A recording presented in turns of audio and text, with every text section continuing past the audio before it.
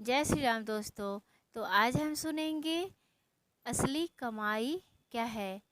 एक समय की बात है, एक नगर में बहुत ही धार्मिक प्रवृत्ति का करमचंद नाम का एक सेठ रहता था।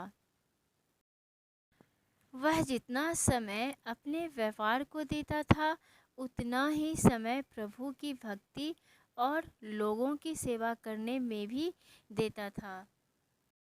प्रतिदिन सुबह सुबह नदी में नहाकर नदी किनारे भगवान शिव के मंदिर में पूजा अर्चना करता था।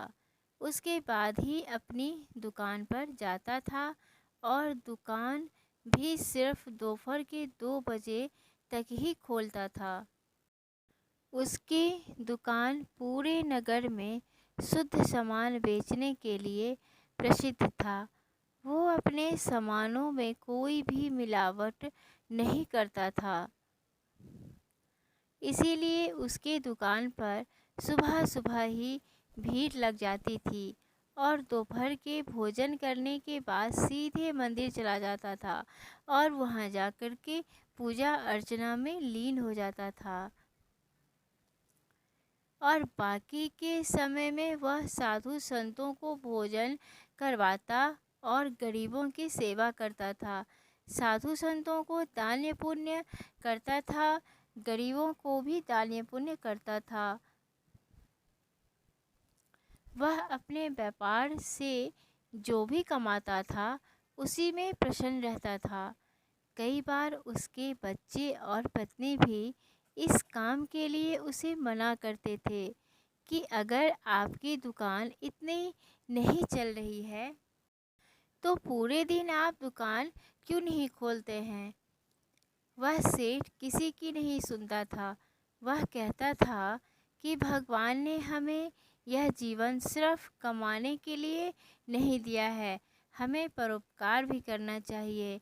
अपना समय भगवान की सेवा में भी लगाना चाहिए।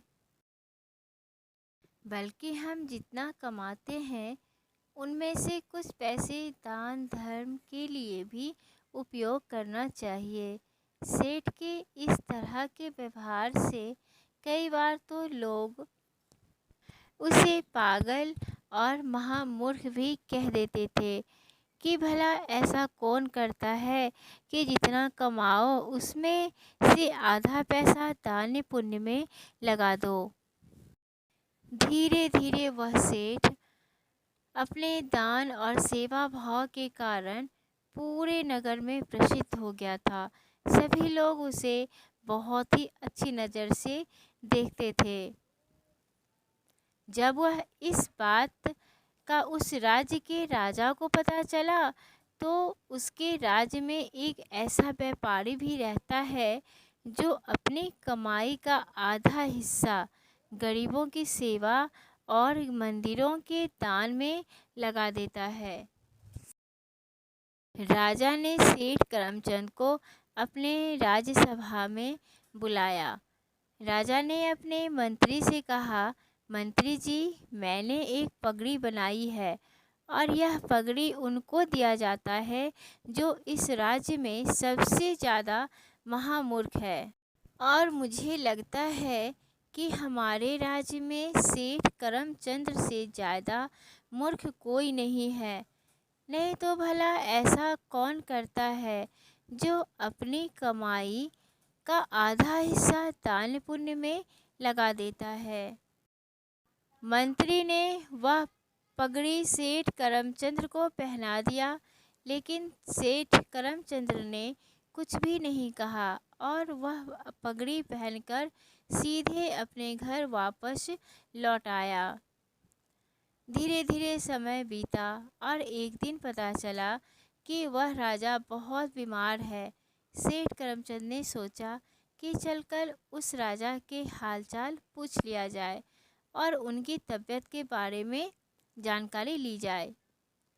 जब सेठ राजा के पास पहुँचे तो राजा अपने कक्ष में बहुत बीमार पड़े हुए थे।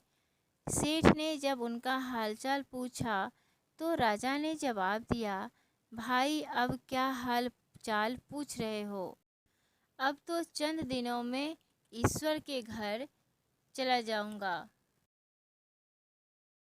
जब राजा ने यह बात कही तो सेठ ने राजा से कहा, महाराज, मैं यह जानना चाहता हूँ कि जब आप ईश्वर के घर जाएंगे तो क्या आप अपने साथ अपनी स्त्री, पुत्र, धन, गाड़ी, बंगला और अपनी सारी दौलत क्या लेकर के जाएंगे?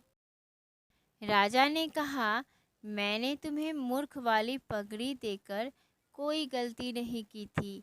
तुम सच में महामूर्ख हो। भला ईश्वर के घर कोई भी कुछ साथ लेकर जाता है क्या? सिर्फ अकेले आता है और अकेले ही जाता है। वहाँ पर कोई साथ नहीं जाता, ना परिवार, ना धन, ना मित्र। वहाँ तो सिर्फ हमारे कर्म साथ जाते हैं। इसके बाद वह सेठ करमचंद जोर जोर से हंसा।